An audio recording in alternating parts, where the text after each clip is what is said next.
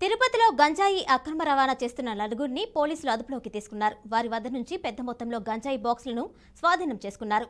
College students ని target గా చేసుకుని ఒక్కో ప్యాకెట్ను 200 రూపాయల నుంచి 500కు అమ్మకాలు చేశారు.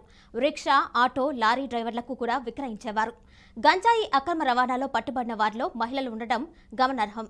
విద్యార్థుల జీవితాలతో చెలగాటమాడుతున్న గంజాయి ముఠా ఆగడాలను అరికడతామంటున్న తిరుపతి పోలీసులు. మరింత సమాచారాన్ని మా తిరుపతి కోఆర్డినేటర్ గోపీనాథ్ అందిస్తారు. తిరుపతిలో పెద్ద ఎత్తున గాంజాని పోలీసులు స్వాధీనం చేసుకోవడం జరిగింది. దానికి సంబంధించి ఇప్పటికీ కూడా ఇతర ప్రాంతాల నుంచి కూడా పెద్ద ఎత్తున తిరుపతికి తరలిస్తూ ఇక్కడ పెద్ద ఎత్తున అక్రమాలకు పాల్పడుతున్నటువంటి కొంతమంది మహిళల్ని, కొంతమంది ముద్దాయిలను కూడా పోలీసులు అరెస్ట్ చేయడం జరిగింది. ప్రస్తుతానికి తిరుపతి ఈస్ట్ పోలీస్ స్టేషన్లో ఆ కేసుకు సంబంధించిన వివరాలు ఇవన్నీ కూడా డీఎస్పీ గారు మీడియాతో మాట్లాడిన పరిస్థితి. అయితే డీఎస్పీ గారు సురేందర్ రెడ్డి గారు మనతో ఉన్నారు. సార్, ఎక్కడి నుంచి తీసుకొచ్చారు? గతంలో వీళ్ళకి ఏదైనా సార్ నేర చరిత్ర ఉందా? ఈ రకంగా తిరుపతి పవిత్రమైన పుణ్యక్షేత్రంలో ఈ రకంగా పాల్పొందుతున్న వారిపైన ఎటువంటి చర్యలు తీసుకుంటారు? వీళ్ళపైన గతంలో నేర చరిత్ర ఉందండి. ఆల్రెడీ వైజాగ్, గుంటూరు మరియు రాజమండ్రిలో వీళ్ళపైన కేసులు ఉన్నట్టు గుర్తించాము. అలాగే ఇక్కడ ఓజుకుప్పం చెందిన లోకేశ్వరరావు పైన కూడా తమిళనాడులో మన దగ్గర రైల్వే పోలీసులు కూడా కేసులు ఉన్నట్టు గుర్తించాము. వీళ్ళ పాత కేసులు కూడా అన్నీ తీసి న్యాయస్థానం ముందర వీళ్ళని హాజరుపరుస్తాము.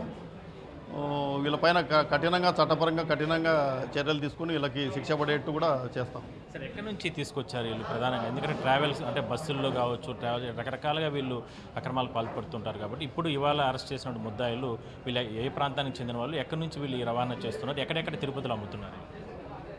వీళ్ళ ముగ్గురు మహిళలు అయితే విజయవాడకు చెందిన వాళ్ళు. వీళ్ళు నర్సీపట్నం నుంచి ఈ 20 కిలోల గాంజా తీసుకురావడం జరిగింది. అక్కడ ఎవరో అయితే ఇచ్చారో వీళ్ళకి గాంజా, అది కూడా అక్కడ కన్సర్న్ పోలీసులకి ఇన్ఫామ్ చేయడం జరిగింది. వాళ్ళను కూడా మన కేసులో ముద్దాయిలుగా చేర్చాము. వాళ్ళను కూడా అరెస్ట్ చేయడం జరుగుతుంది. వీళ్ళు ఇక్కడ ఇచ్చిందైతే ఈ లోకేశ్వరరావు అని చెప్పి ఓజుకుప్పము నగిరి దగ్గర, అతను కూడా ఈ ముందు అటెన్షన్ డైవర్షన్ నేరస్తుడే. అయితే ఇతను ఆరోగ్యం బాగాలేక ఈ మధ్య గాంజా అమ్ముకుంటున్నట్టు తెలిసింది విచారణలో.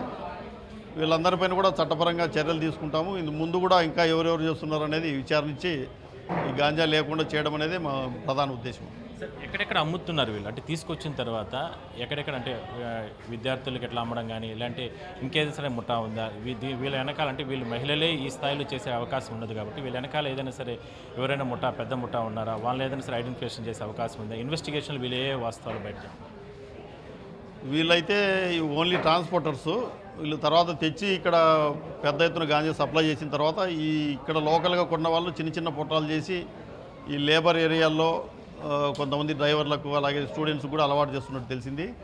దానిపైన మేము అందరికీ కౌన్సిలింగ్ కూడా ఇస్తున్నాము. దొరికితే వాళ్ళపైన కేసులు కూడా పెట్టడం జరుగుతుంది. సార్, ఎస్పీ గారు ఇప్పటికే కఠిన ఆదేశాలు ఇవ్వడం జరిగింది. పవిత్రమైన పుణ్యక్షేత్రంలో ఇలాంటి అక్రమాలు ఎవరైనా చేస్తే ఖచ్చితంగా కఠిన చర్యలు అని చెప్పడం జరిగింది. ఇప్పుడు ఈ ముద్దాయిలకు సంబంధించి ఎటువంటి సెక్షన్లు పెట్టారు? రాబోయే రోజులు ఇలాంటి నేరస్తులకు పాల్పడే వారికి ఎటువంటి పోలీసులు మీరు హెచ్చరిక? ఈ ముద్దాయిలపైన ఎన్డీపీఎస్ యాక్ట్ కింద కేసు పెట్టడం జరిగింది. అందులోంచి బయటపడాలంటే అంత సామాన్యమైన విషయం కాదు. చాలా పెద్ద కేసు పెట్టడం జరిగింది. బెయిల్ కూడా రాదు. గతంలో కూడా ఇలాంటి కేసులు పెట్టాము చాలామంది పైన.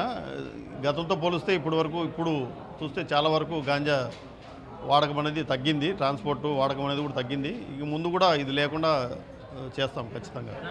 విద్యార్థులకు సంబంధించి పోలీసులు మీరు చెప్పే సూచనలు ఏంటి? ఎందుకంటే ఇలాంటి గంజాయి బారిన పడకుండా వాళ్ళ తల్లిదండ్రులు చాలా జాగ్రత్తలు తీసుకొచ్చారు. తల్లిదండ్రుల పాత్ర కూడా ఉంటుంది. విద్యార్థులకు ఎటువంటి భరోసా మీరు చెప్తారు?